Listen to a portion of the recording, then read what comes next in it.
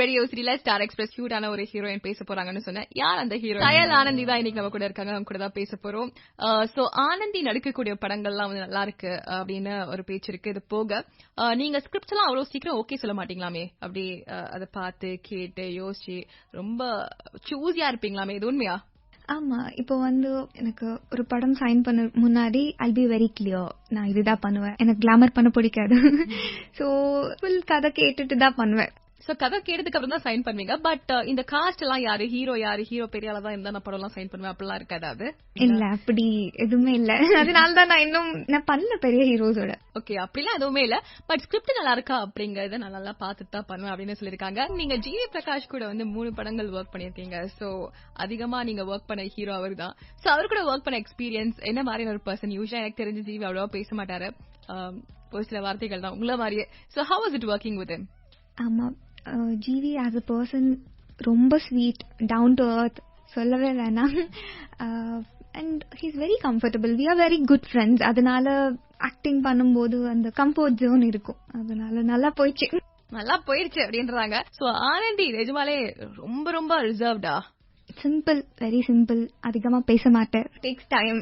அதிகமா தெரியாது. Simple, silent. சரி, நீங்க நடிச்ச படங்கள்லாம் சூப்பரா இருக்கு. அண்ட் நீங்க சொன்னீங்க ஸ்கிரிப்ட்ஸ் எல்லாம் பயங்கரமா நான் சூஸ் பண்ணி தான் பண்ணுவேன் அப்படின்னு சொல்லிட்டு. And you are a part of good movies. So how do you feel about it actually? எதுவுமே நான் ட்ரையே பண்ணல.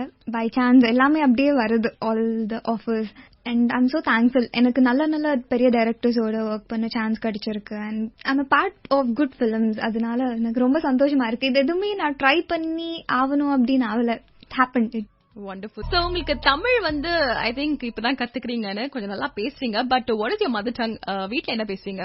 தெலுங்கு தான். எனக்கு சுத்தமா ஃபர்ஸ்ட் ஃபிலிம் பண்ணும்போது எதுவுமே தெரியாது. பட் கயலுக்காக பிரபு சார் தான் ஒரு ரூல் வச்சுக்கிட்டாங்க, நீங்க தமிழ்ல தான் பேசணும் எல்லாரோட அப்படின்னு. So I started observing them. அப்படியே வந்துச்சு. சோ தமிழ் கத்துக்கிறதுக்கு என்ன மாதிரியான விஷயங்கள் எல்லாம் பண்ணீங்க? ஆக்சுவலி சின்ன விஷயம் எல்லாம் கத்துக்கிட்டேன். ஃபர்ஸ்ட் கயல் படம் பண்ணும்போது என் ஹேர் ஸ்டைல் அக்கா வந்து அவங்க பேசுற தமிழ் ஈஸியா இருக்கும் எனக்கு. ஐ டோன்ட் நோ, அதை அப்சர்வ் பண்ணி எனக்கு வந்துச்சு.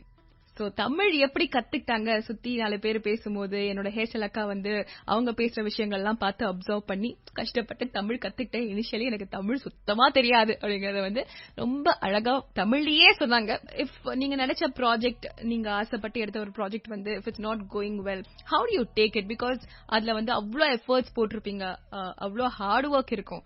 சோ அந்த படம் சரியா போல அப்படின்னு இருக்கும்போது how do you take all these things? நான் அவ்வளோ சீரியஸா எடுக்க மாட்டேன். டிபெண்ட்ஸ் ஆன் த ஆடியன்ஸ்ல. ஸோ இது இன்னும் நான் சினிமாயே என் ப்ரொஃபஷன் அப்படின்னு நான் நினைக்கல. So I don't take it like failure வந்தா அப்படியே டிப்ரெஸ் ஆகுறது அப்படி கிடையாது. நான் பண்ண நல்ல படத்துல இருந்து கூட நான் நிறைய விஷயங்கள் கத்துப்பேன். லைக் படம் பார்த்ததுக்கு அப்புறம் எனக்கு தோணும், ஐயோ இவ்வளோ மிஸ்டேக்ஸ் பண்ணனா அப்படின்னு தோணும். ஸோ அதுல இருந்து I will keep improving. So I think அது அவங்களுக்கு மட்டும் இல்ல, நம்மளுக்கும் பொருந்தும். நம்மளும் சின்ன விஷயங்கள் பண்ணுவோம், ஆனா அது சரியா போல அப்படின்னா என்னடா இது அப்படிங்கிற மாதிரி மூட் அவுட் ஆயிடும். அது எனக்கும் நிறைய வாட்டி நடந்திருக்கு. பட் அதெல்லாம் கடந்து போறதார வாழ்க்கை, அப்படியே போய்கிட்டே இருக்கலாம். கயல், யூஸ்வலா வந்து இந்த மாதிரி ஹீரோயின் கேரக்டர்ல ஒரு டைட்டில் அமையறது ரொம்ப ரொம்ப கஷ்டம். அண்ட் உங்களுக்கு அது நடந்துச்சு. And Kayal is a beautiful name. ரொம்ப அழகான ஒரு தமிழ் பெயர். நீங்க யோசிச்சு பாத்துருக்கீங்களா ஆக்சுவலி? ஆமா, அந்த பேர் நல்லா இருக்கு, எனக்கு ரொம்ப பிடிச்சிருக்கு. அண்ட் ஐ லவ் கயல். அந்த கேரக்டரைசேஷன் எனக்கு ரொம்ப பிடிக்கும். It is very similar. Like நானும் ரொம்ப இன்னோசென்ட். லைக் சொல்லணும்னா எல்லாரும் நிறைய ஏமாத்துவாங்க, சும்மாவே கிண்டல் பண்ணா எனக்கு லைக் ப்ராப்பரா தமிழ் புரியாதுல்ல. சோ அதனால I be confused. But I seriously love that role. நான் பண்ண எல்லா கேரக்டர்ஸ்ல எனக்கு கயல் கேரக்டர் ரொம்ப பிடிக்கும். So I am happy with it. எங்களுக்கும் ரொம்ப ரொம்ப பிடிக்கும் ஃபேவரட் கேரக்டர். உங்களுக்கு மீன்வாயில் என்கிட்ட ஏதாவது சொல்லணும் அப்படின்னா, ஏன் இந்த மாதிரி விஷயங்கள்லாம் சொல்ல மறந்துட்டேன், இது நடந்துச்சு எனக்கு தெரியாதா அப்படிங்கிற விஷயங்கள்லாம் எனக்கு சொல்லணும் அப்படின்னா, ஃபேஸ்புக், ட்விட்டர், இன்ஸ்டாகிராம்ல வந்து RJ Nancy அங்க போய் இன்பாக்ஸ் பண்ணுங்க. திட்டணும் அப்படின்னா தனியா பண்ணிக்கலாம், பிரைவேட்டா. ஓகே. ரேடியோ சிட்டி தமிழ், எங்கேயும் எப்பொழுதும்.